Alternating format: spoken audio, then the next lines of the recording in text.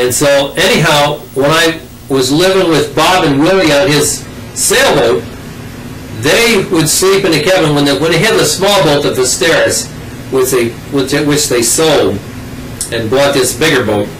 I can't remember what they call the bigger one. But he made a big cabin and everything on this bigger one. The smaller one didn't have a small cabin. So I would sleep outside in the cockpit. And one time his wife woke him up, and there's such a thing as woodworms that get in the wood of a boat in the southern climate. How they get in the bottom of a boat and they eat holes in it like termites, and you don't know what's there, and then all of a sudden the whole thing falls apart. Anyhow, Willie, this guy's wife, woke him up in the middle of the night. She says, Bob, she said, listen, the worms are eating the boat. He started hearing this grinding in here. I was grinding my teeth out there. And here they open the door, they come out there, and I'm grinding at my teeth, and they're worried. Willie's worried that the woodworms are eating a boat, and the whole boat is going to sink. And another time, another bunch of people we met down there was on what they call the boat called the Wooden Shoe. That was during the hurricane time too, when I met the fishermen. And these guys, 4 or 5 guys, pulled in there, and they were on the it was a, how can I explain this?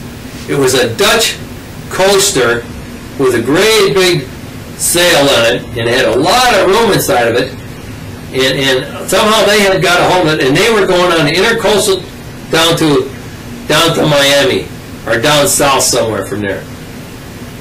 So and we got associated with them, and of course we had the big drunken parties, etc. And they pulled in there to get out of the hurricane too, to try to tie up there to stay away from the hurricane. Okay, so I'm back in Miami, and I found out that there's because I kept asking different people about how to get a job on a boat. I still had in my mind I wanted to go be in a merchant marine, see, but I didn't know exactly how to do it. So I found out that there was a restaurant down the Miami River somewhere, that this guy in the restaurant had like a log where he kept seamen's names, and if a guy around there on the boats needed somebody, they'd come in and ask him, and he'd give them their telephone number. Well, he wanted some money for that, naturally. So I used to go in there and hang around sometimes. I'd go in there and hang around and drink coffee, maybe for 3 or 4 hours on a Saturday morning. And so this one morning I was in there, and I saw this guy, and I had talked to this guy. I told him I was looking for a job on a boat. This other guy came in there, and he said, and I heard him talking to the owner over in the corner. He said, yeah, he said, that guy right over there. He pointed to me. He said, came over to me. He said, you looking for a job on a boat? I said, yeah. He said, what can you do? I said, well, I did this and this and this.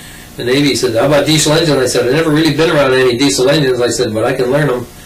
He said, well, what kind of seaman's card you got? I said, I got a oiler's card, oiler's ticket. See, because at that time, I had taken my test when I was in the Navy for fireman, oil, and water tender. So I had that card, which was pretty valuable at that time. He said, well, you come over here something Monday morning or whatever morning, and we'll give you a job on this tug over here. The tug's in Tampa, and he said, I'll tell you where to go, etc., etc. I said, okay. As a matter of fact, I think he gave me anything right then.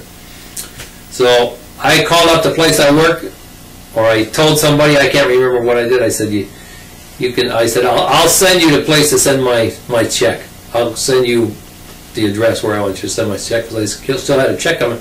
I think it was about $50. That time you made about $50 a week around there, unless you really had a good skill doing something. I don't think I was even making $50 a week at that time.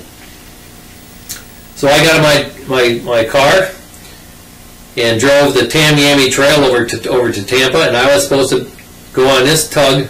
I can't remember the name of it, I don't think, but I was supposed to meet this tug at the city docks in Tampa, and they were supposed to leave it and take a barge over to whatever. So I went over there and I met some of these guys on this tug, and I started talking to different guys, and this was a hell of a mess. And now I'm in Tampa, and I got to get this job. So I talked to this one guy. He said, yeah, he said the last trip, he said the captain was chasing somebody around with a gun, shooting at him, and this guy was a drunk, and that guy was doing this, and this guy was doing that. And I said, oh, Jesus. So now I'm over in Tampa, and I get on this tugboat. I'm the oiler on this tugboat. So you got one captain who is, this guy came from somewhere like Cape Cod or something. I don't know where the hell he came from. And he brought this other guy that was a friend of his, who was the chief engineer. And they both came off some ferry boat up in the Cape Cod area. They got, I don't know, laid off. The guy was going to shut it down or something. And so they're stuck. They're down there. And they're both white guys. And then there's most of the other guys that were Honduran guys. And some of them were, one guy was from Tampa. He was a Honduran, but he was from Tampa, black guy. Can't remember his name.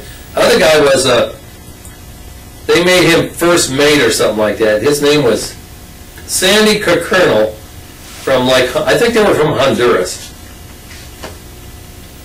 No, they weren't Honduras, but some little island. Can't remember where it was. Maybe it was Honduras. Anyhow, we left Tampa with this tow going to Texas City, Texas. And we got to Texas City, Texas, okay.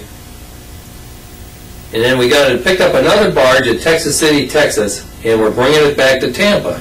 And this tugboat had been an old Navy fireboat, I understand. And there was a guy that owned this whole outfit, he was a Greek guy, and he was a Greek millionaire, and he was trying to make money. He was doing these tows and all this. And the stuff we were taking over was a real powdery stuff. It was like gypsum or something like that, but it was a great big barge full of this real powdery stuff, and he was taking it to Texas. We took it to Texas City.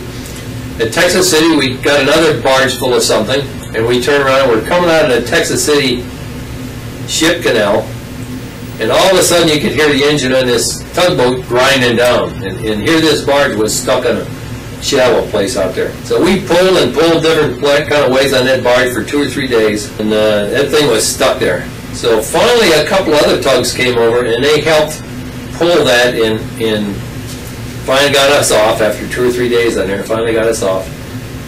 And at that time, I remember the exhaust pipe, we had a flexible steel exhaust pipe in the engine room, and that exhaust pipe cracked. And so this diesel engine exhaust fumes was going into the engine room. And you could only stand about 5 minutes down there, you'd get sick and start heaving. And of course, if you stay down there, you'd die. And so we got that, we did the whole trip like that, because what could we do about it, you know? We got back to Tampa, and all these guys, they wanted their money.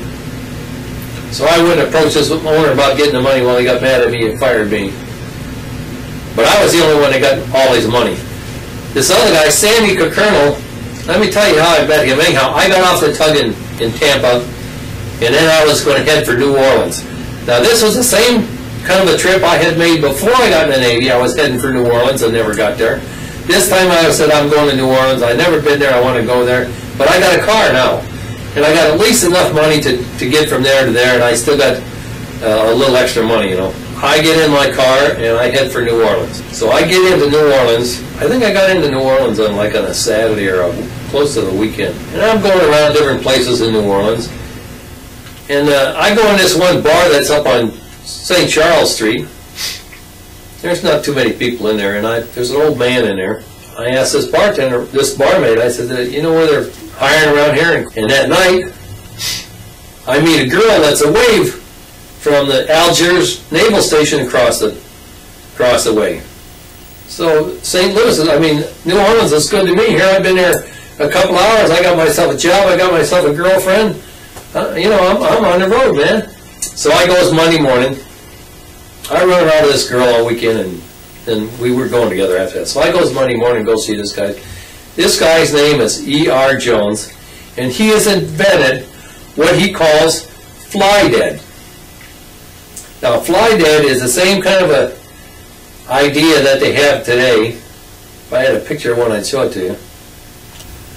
So anyhow, this E.R. Jones is a retired, or has been a lawyer in the past. He said he was a lawyer and he said he was the first one he said this guy that was drilling for him said there was no oil there. They capped the well off, and then some big oil company bought it for nothing, and they discovered oil there. And he said this guy lied to him about that, and then he sold the well for a whole lot of money, made a whole lot of money on it.